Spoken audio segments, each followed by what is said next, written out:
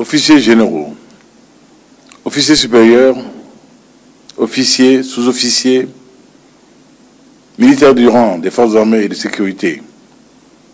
Chaque 20 janvier, il revient au chef suprême des forces armées de vous adresser en le nom de la nation et en le sien propre ses vœux les meilleurs et faire avec vous le bilan de ce qu'il aura été possible d'accomplir dans le cours de l'année révolue. Nous sommes ainsi à cet exercice à nul autre pareil. D'abord, en tant que chef des armées, impératif constitutionnel auquel je ne saurais déroger et que j'accepte volontiers avec un plaisir renouvelé et une fierté que je ne saurais cacher. Alors, Maliennes et Maliens, c'est en notre nom à tous, nous de la même nation et du même destin, que je formule de nouveau des vœux de bonne santé et de grands accomplissements aux soldats du Grand Mali, à nos fiers soldats, à l'endroit de chaque soldat, pour avoir fait don de sa personne, car tel est le sens du métier des armes qu'il a choisi. Puis à l'endroit, de manière forte, de manière sincère, les enfants, les femmes, les familles des militaires, parce que la souffrance du soldat est la leur. Eux qui, du soldat, attendent fébrilement le retour au bercail quand le devoir l'appelle ailleurs. C'est enfin à l'endroit de tous les militaires du Mali ou d'autres pays tombés au champ d'honneur, chez nous, pour notre liberté, la leur aussi, pour la seconde libération du Mali. Aux familles de ces soldats, de ces héros, nous adressons une fois de plus notre sympathie et nos condoléances les plus émues. Nous souhaitons un total rétablissement aux blessés de notre défense de la patrie. Nous n'avons agressé personne. Nous ne savons pas agresser.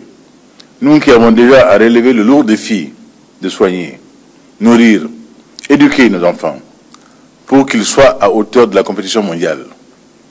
Nous qui sommes obligés de partager nos modestes moyens entre l'investissement pour le mieux-être de nos populations et l'impératif de combattre ces doctrinaires de la guerre du lâche. Oui, la guerre du lâche. Cette guerre asymétrique, eux qui prétendent, au suprême également, nous enseigner l'islam, à nous, les dignes héritiers d'Ahmed Baba, de Sidi El-Mokhtar Kounta, d'Askar Mohamed le Grand, de Cheikh Ouamadou, d'Alpha Nouhon Taïrou, de Mohamed Abdullah Souad, d'El-Haj Omar Foutiyou, de Cheikh Amoula, de Sidi Moulibokan, de Dili et j'en passe. Officiers généraux, officiers supérieurs, officiers, sous-officiers, militaires du rang des forces armées et de sécurité, nous sommes en guerre. Une guerre imposée qui est loin d'être terminée, hélas. Parce que nous ne sommes pas engagés dans une guerre frontale. Nous sommes malgré nous entraînés dans une guerre où l'adversaire est une bombe artisanale enfouie sur nos passages. Une embuscade à l'aube, une zizanie méthodiquement entretenue entre nos communautés. Une économie criminelle qui se nourrit de l'argent de la drogue, du trafic d'êtres humains et de bien d'autres odieuses transactions. Mais cette guerre ne nous laisse pas de choix. Ou nous la gagnons, ou nous cessons d'exister, qu'à Dieu ne plaise, en tant que nation, jalouse de ses principes de démocratie, de laïcité, de liberté, et de son histoire, son parcours. C'est pourquoi, interpellé par les lourds événements de 2012, où les 2 tiers du pays furent annexés en quelques mois, j'ai pris l'engagement solennel, dès mon investiture en septembre 2013, de restructurer nos forces de défense et de sécurité. Il s'agissait dans une œuvre de longue haleine, mais qui devait incessamment commencer, d'aider à l'émergence de forces véritablement professionnelles, républicaines, dédiées à la protection du territoire et des citoyens. Les différentes lois de programmation militaire et de programmation de la sécurité intérieure, qui traduisent une telle volonté politique, nous ont conduit à une restructuration profonde, j'allais dire à une refondation de nos forces de défense et de sécurité. La réforme structurelle et opérationnelle de nos forces de défense et de sécurité est en marche. Elle est une réalité, malgré des acquis fragiles. Notre décision et notre vœu sont que la montée en puissance de nos forces soit irréversible. Il ne s'agira plus de reculer, mais d'avancer. Chaque année un peu plus, chaque année un peu plus loin, pour que le Mali puisse assurer la défense et la sécurité des Maliens. Une armée réarmée à la fois techniquement, moralement et matériellement. C'est l'ambition minimale qui m'incombait de nourrir pour que notre outil de défense puisse réaliser ses objectifs et être notre outil également de décision politique. Cela veut dire des conditions décentes sur les théâtres d'opération, de meilleures incitations financières, une carrière plus active et mieux prévisible, une institutionnalisation de la solidarité nationale envers les militaires, y compris les compensations dues aux soldats tombés au champ d'honneur. La maîtrise du ciel est un objectif stratégique de la guerre asymétrique, parce qu'il constitue à bien des égards une riposte adéquate aux méthodes lâches des terroristes. Nous sommes résolument engagés sur ce front. Et d'autres acquisitions viendront s'ajouter à la flotte pour que le vecteur aérien ne soit plus notre talon d'Achille. Il a été. Officiers généraux, officiers supérieurs, officiers, sous-officiers, militaires du rang des forces armées de sécurité. Défense rime avec sécurité. Il est à cet égard impératif d'accélérer la réforme du secteur de la sécurité par les mesures suivantes.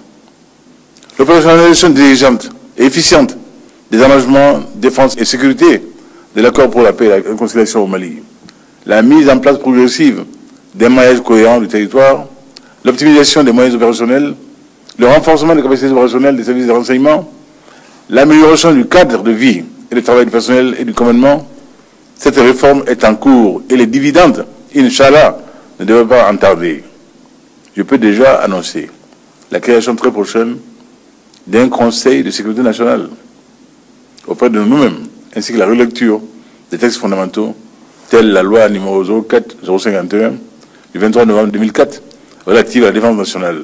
Par ailleurs, une attention soutenue à la mise en œuvre de l'accord pour la paix et la réconciliation au Mali, issu des procès d'Alger, ainsi qu'aux conclusions des États généraux de la décentralisation, car c'est l'inflexion sur le local, la police de proximité, qui permettra de sécuriser réellement nos populations.